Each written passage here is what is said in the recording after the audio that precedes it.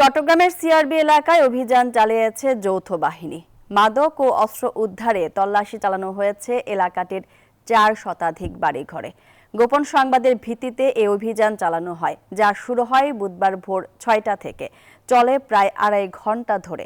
অভিযানে অংশ নেন ৯ প্লাটুন সেনাবাহিনী, পুলিশ ও বিজিবি সদস্য।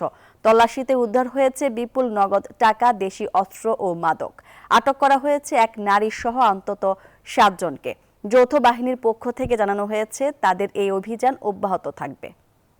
মনি, ধন্যবাদ। আপনি যেমনটি বলছিলেন, চট্টগ্রামে যে সকাল ভোর ৬টা থেকে যৌথ বাহিনীর যে অভিযান শুরু হয়েছিল সেটি কিছুক্ষণ আগে শেষ হয়েছে। আপনারা দেখতে পাচ্ছেন যৌথ বাহিনীর অভিযানে প্রায় ৪ শতাধিক ঘর তল্লাশি করা হয়েছে, যেখানে ৯ প্লাটুন সেনাবাহিনী, বিজিবি, পুলিশ সদস্যরা অংশগ্রহণ করেছিলেন।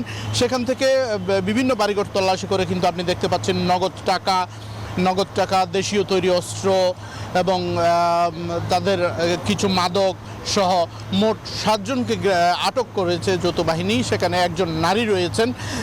তাদের বিষয়ে আসলে এখন যেই জিনিসগুলো তাদের কাছ থেকে উদ্ধার করা হয়েছে, মাদক, দেশীয় তৈরি অস্ত্র, নগদ টাকা এবং যেই কিছু ডিভাইস, ইলেকট্রনিক্স ডিভাইস আছে, সেই ডিভাইসগুলো কিন্তু এখন পুলিশ প্রশাসন সিজার লিস্ট করছে, যেগুলো এখন থানায় নিয়ে যাওয়ার জন্য, থানায় হস্তান্তরের জন্য যৌথ বাহিনীর পক্ষ থেকে সিজার লিস্ট করা হচ্ছে।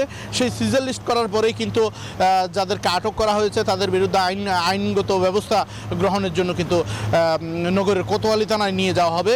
কিছুক্ষণ আগেই নগরের কোতোয়ালি থানার অফিসার ইনচার্জ ঘটনাস্থলে এসেছেন এবং যৌথ বাহিনী, আপনারা দেখতে পাচ্ছেন যৌথ বাহিনীর সদস্যরা কিন্তু আটককৃতদের নিয়ে যেই জিনিসগুলো উদ্ধার করা হয়েছে, যেই আলামতগুলো উদ্ধার করা হয়েছে, সেগুলো নিয়ে কিন্তু এখন সিজার লিস্টের প্রক্রিয়া চলমান রয়েছে। আমরা যৌথ বাহিনীর পক্ষ থেকে আমাদেরকে যেটি জানানো হয়েছে সেটি হচ্ছে গোপন সংবাদের ভিত্তিতে চট্টগ্রামের যেটি সন্ত্রাস কবলিত এলাকা এবং মাদকের স্বর্গরাজ্য হিসেবে পরিচিত বলে জানে সিআরবি এলাকা, সেই সিআরবি এলাকায় ভোর ৬টা থেকে তারা অভিযান পরিচালনা করে ৪ শতাধিক বাড়িঘর তল্লাশি করে তারা নগদ টাকা এবং এই দেশীয় তৈরি অস্ত্র এবং মাদক উদ্ধার করতে সক্ষম হয় বলে জানিয়েছেন। একই সাথে চট্টগ্রাম নগরবাসীকে নিরাপদ রাখতে মাদক, সন্ত্রাস এবং অবৈধ কর্মকাণ্ডের বিরুদ্ধে যৌথ বাহিনীর অভিযান অব্যাহত থাকবে বলে জানিয়েছেন। এখন পর্যন্ত আমার কাছে ছিল সর্বশেষ অবস্থা। মনি।